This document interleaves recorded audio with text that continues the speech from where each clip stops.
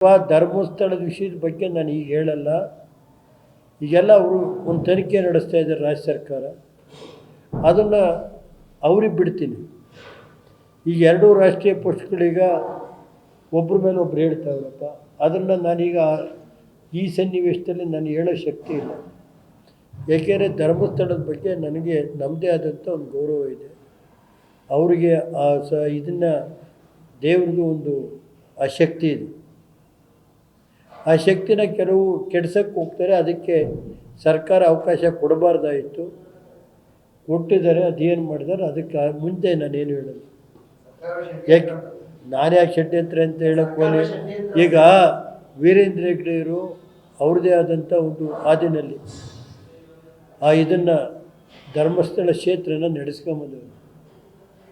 ಅಲ್ಲಿ ಯಾವುದೇ ರಾಜಕೀಯ ಹಸ್ತಕ್ಷೇಪ ಇಲ್ದಂಗೆ ಇವತ್ತು ಅದು ಒಂದು ದೈವಶಕ್ತಿ ಇದೆ. ಯಾರು ರಾಜಕೀಯ ಮುಖಂಡರು ತಪ್ಪು ಮಾಡಿದಾಗ ಅಲ್ಲೋ ಸತ್ಯ ಮಾಡೋದು ಬನ್ನಿ ಅಂತಾರೆ.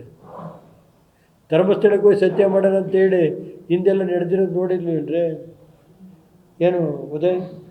ನಾನು ಯಾಕೆಂದರೆ ಅಂಥ ಒಂದು ದೇವ್ರ ಸನ್ನಿ ಬಗ್ಗೆ ನನಗೆ ಮಾತಾಡೋವಂಥ ಶಕ್ತಿ ನನಗಿಲ್ಲ. ನೋಡಪ್ಪ, ನನಗೀಗ ಪಾದಯಾತ್ರೆ ಮಾಡೋವಂಥ ಶಕ್ತಿ ಇಲ್ಲ. ನಮ್ಮ ಪಾರ್ಟಿ ಪಾದಯಾತ್ರೆ ಮಾಡೋ ಶಕ್ತಿ ಇದ್ದು ಅವ್ರು ಹೋಗೋರಿದ್ದರೆ ಹೋಗಿ ಮಾಡಲಿ, ನಮ್ಮದೇನಂತೆ. ನಾನು ಈಗಿನ ಸನ್ನಿವೇಶದಲ್ಲಿ ಹೆಚ್ಚಿಗೆ ನಾನು ಹೇಳೋಕ್ಕೆ ಹೋಗಲ್ಲ. ಒಂದು ಧರ್ಮಕ್ಷೇತ್ರದಲ್ಲಿ ಒಂದು ಹಿಂದಿಂದ ನಡ್ಕೊಂಬಂತ ಇರೋದಕ್ಕೆ ನಾವು ಅದನ್ನೆಲ್ಲ ಕೈ ಹಾಕಬಾರ್ದು ಅಂತ ನಾನು ಎರಡೂ ರಾಜಕೀಯ ಪಕ್ಷಗಳಿಗೆ ಮನವಿ ಮಾಡ್ತೀನಿ. ಅದ್ರ ಮೇಲೆ ಅವ್ರಿಗೆ ಬಿಟ್ಟಿದ್ದು ಸರ್.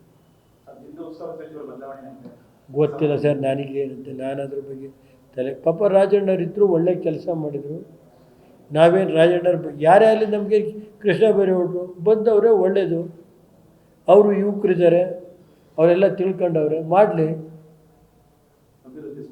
ನಮಗೇನು, ನಾನು ಹೇಳೋದು ದೊಡ್ಡಪ್ಪ ಮಾಡಿ ಅಂತೀವಿ. ಮಾಡಿದವ್ರು ಏನು ಮಾಡೋಣ? 10 ವರ್ಷ ಹಾಸನ ಮೆಡಿಕಲ್ ಕಾಲೇಜ್ ಪಾಳು ಬಿದ್ದಿತ್ತು. ಕುಮಾರಸ್ವಾಮಿ ಕೈಲಿ 250 ಕೋಟಿ ಕೊಡಿಸಿದ್ದಪ್ಪ. ಹಾಸನ ಇಂಜಿನಿಯರಿಂಗ್ ಕಾಲೇಜ್ ಪಾಳು ಬಿದ್ದಿತ್ತು, ಹಂಗೆ 60 ಕೋಟಿ ನಾನು ಕೊಟ್ಟಿದ್ದು, ಮತ್ತು 60 ಕೋಟಿ ಕೊಡಿಸ್ತೆ.